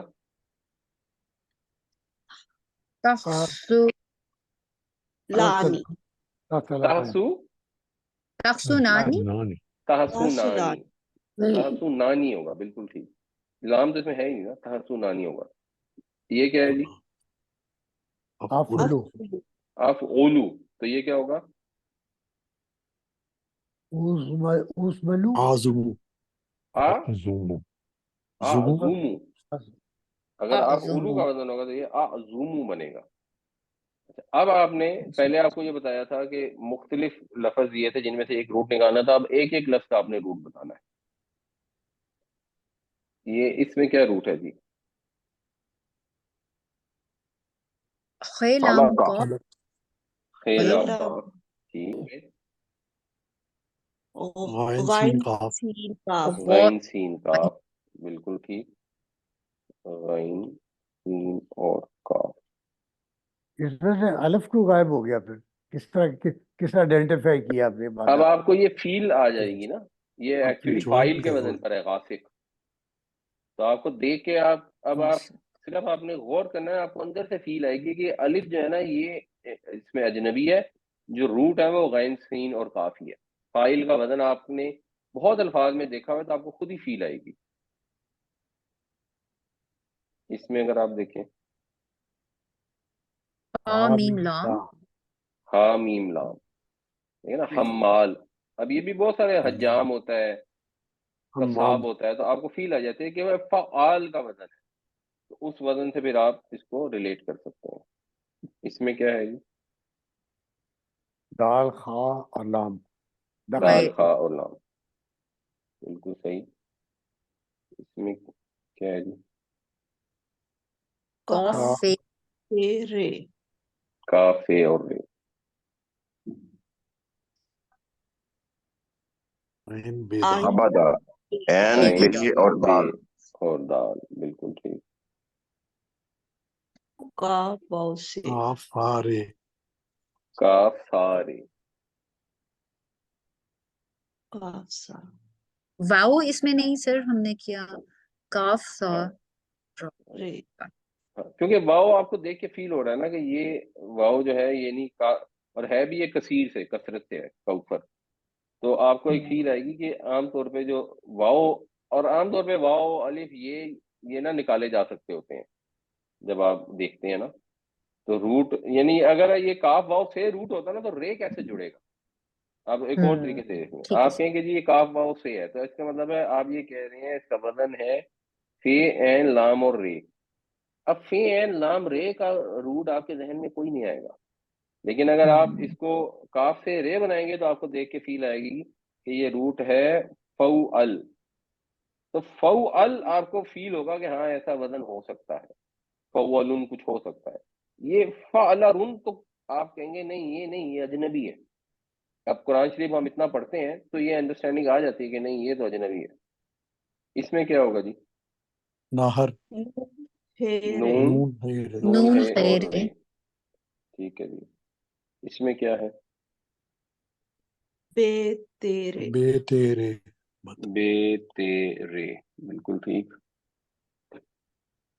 کاف زے قاف بے زال کاف کاف زال زال اور بے. دال ٹھیک. بے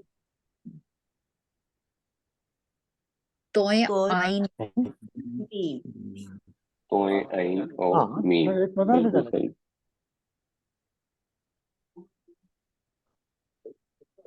نون عین نون میم آئین میم نائن ہاں میم نون چلے ہم لیتے ہیں. پہلا کوئی ایک بتائیں. میم نون عین analyze کریں. منا میم نون عین میم نون عین. ٹھیک ہے. میم نون عین میم نون عین ہے. ٹھیک ہو گیا. یہ وقت میں لے کے رہتا ہوں پے آئی پھر اس کے ساتھ ہی آئین ہاں، لام پے عین یہ ہے ہی وہ سمپل فعلا والا پے عین لام. اس میں کیا ہے جی؟ جیم آئین جی لام جالا جال جیم یہ جال جال جیم جیم عین عین لام لام. ٹھیک ہو گیا. اور دوسرے میں کیا ہے؟ زاد لام یہ آج لام اچھا لام فرض کریں زواد لام یہ ہو. اگر زواد لام یہ ہو نا تو اس کا وزن کیا بنے گا؟